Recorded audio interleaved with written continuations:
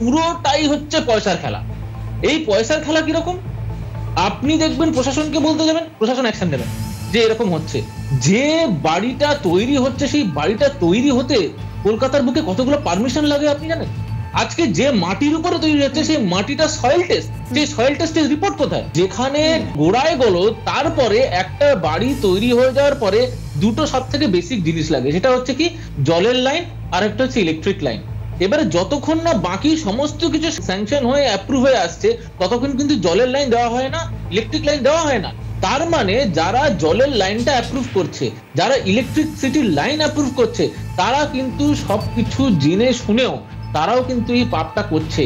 তার মানে পুরো চেন একটা চলছে পশ্চিমবঙ্গের মধ্যে, যে এই ঘটনাগুলো চলবে, এর মধ্যে টাকা পাবে কারা? তৃণমূলের যারা কাউন্সিলর আছে তাদের পকেট ভরছে। এবং একটা জিনিস ভেবে দেখুন, যারা এই ফ্ল্যাটগুলো কিনছে তারা কিন্তু তাদের জমানো পুঁজি সমস্ত হয়তো সর্বস্ব শেষ করে দিয়ে এরকম একটা জীবনের স্বপ্ন তারা হয়তো একটা বাড়ি কিনছে। এরকমও আছে যারা রীতিমতো লোন নিয়ে, তারা চাকরিজীবী, দেখা গেল 40,000 টাকার স্যালারি, 25,000 30,000 টাকা হয়তো ইএমআইতেই চলে যাচ্ছে, কিনা একটা স্বপ্ন পূরণ করবে নিজের একটা বাড়ির ছাদ।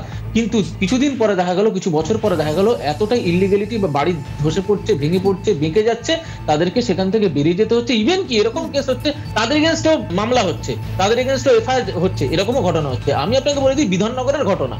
বিধাননগরে রাজ্য সরকারের একটা দপ্তর থেকে আরেকটা দপ্তর সেখানে বলছে দেখুন এই বাড়িটা ইল্লিগাল, আপনারা অ্যাকশন নিন। পুলিশ যাচ্ছে না। আমার কাছে উদাহরণ আছে। তার কারণ টাকা। 5 তলা পারমিশন আছে, 5 তলার জায়গায় 8 তলা হয়ে যাচ্ছে। কি না, টাকাটা দিয়ে যাও, বাকি 3 তলা করে নাও। শুধুই কি রাজনীতি? একটা জীবনের সঙ্গে শুধুই কি লড়াইয়ে টক করে রাজনীতি? সবাই দায় ঝেড়ে ফেলতে পারলেই ভালো।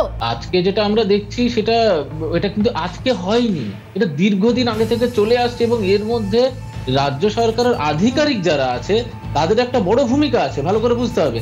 রাজ্য সরকারের আধিকারিক মানে কি, রাজ্য সরকার যারা চালাচ্ছে তাদের তো এই দায় নিতে হবে।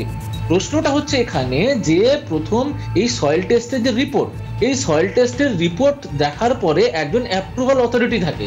সেই অ্যাপ্রুভাল অথরিটি তারা ওইরকম এসি ঘরে বসে সই করলে হয় না, তাদেরকে সরজমিনে যেতে হয়, ওইখানে গিয়ে সয়েল টেস্টের রিপোর্ট দেখতে হয়, ওইখানে গিয়ে চেক করতে হয় অন দ্য প্রেমাইসেস। কিন্তু ম্যাক্সিমাম ক্ষেত্রে দেখা যাচ্ছে এই সয়েল টেস্টের রিপোর্ট থেকে শুরু করে ম্যাক্সিমাম রিপোর্ট শুধুমাত্র ফাইলগুলো আসে, ফাইলগুলোর মধ্যে টাকার বান্ডিল থাকে, এইটার পেমেন্ট পেয়েছো, টাকা পেয়েছো, বাস কাউন্সিলর বলে দিয়েছে সইটা করে ছেড়ে দাও। এই যে জায়গাটা, এটাই হচ্ছে আপত্তিকর। কারণ এক হচ্ছে সয়েল টেস্ট, যে বাড়িটা আদৌ দাঁড়াবে কিনা, 4 তলার জায়গায় 5 তলা করা যাবে কিনা বা 8 তলা করা যাবে কিনা, সেই হিসেবেই কিন্তু একটা অফিসার সই করে যে এই মাটি এত তলার ওয়েট নিতে পারবে। নেক্সট হচ্ছে যেটা আমি আবার বারবার বলছিলাম, সেটা হচ্ছে এর পরের যেগুলো, সেটা হচ্ছে ইলেকট্রিসিটি লাইন এন্ড জলের লাইন। প্রথম দিন থেকে যে ব্যক্তি পারমিশনটা দিচ্ছে সেই ব্যক্তি কোথাকার? রাজ্য সরকারের আধিকারিক। যে ব্যক্তি ওখানে মিউটেশন করতে যাবে রাজ্য সরকারের আধিকারিক, যে ব্যক্তি ওখানে জলের পারমিশন দেবে রাজ্য সরকারের আধিকারিক, সমস্তটাই তো কেএমসির আন্ডারে। এখন বক্তব্য হচ্ছে যখন এই জিনিসগুলো ফিরবে কবে? তাহলে পুরসভার আর কত কত কত ঘটনা ঘটলেই চোখটা খুলবে। শুধু টাকা নয় শর্মিষ্ঠা, শুধু টাকা নয়, মানুষের প্রাণ চলে যাচ্ছে, এটা সবথেকে বড় ইম্পর্টেন্ট জিনিস দেখার। যে দিনের পর দিন আমরা দেখেছি নির্মাণ বাড়ি পড়ে যাচ্ছে, প্লাস যেটা বাড়ি হয়ে গেছে, তৈরি হয়ে গেছে, 5 বছর পর পড়ে যাচ্ছে, মানুষ মারা যাচ্ছে, প্রাণ চলে যাচ্ছে। এটাই সব থেকে বড় ইম্পর্টেন্ট। আজকে আমরা হয়তো আলোচনার মধ্যে আনতে পারছি না। প্রাণটা চলে গেলে সেইটা ফেরত কি করে আসবে? হয়তো টাকাটা চলে আসবে 2 দিন পরে, প্রাণটা চলে গেলে কেএমসি ফেরত দিতে পারবে? রাজ্য সরকার ফেরত দিতে পারবে? তো দৈনন্দিন যেটা হচ্ছে সেটা নিয়ে প্রশাসন এবং রাজ্য সরকার কেন উদাসীন, এই প্রশ্ন থাকবেই তো স্বাভাবিক।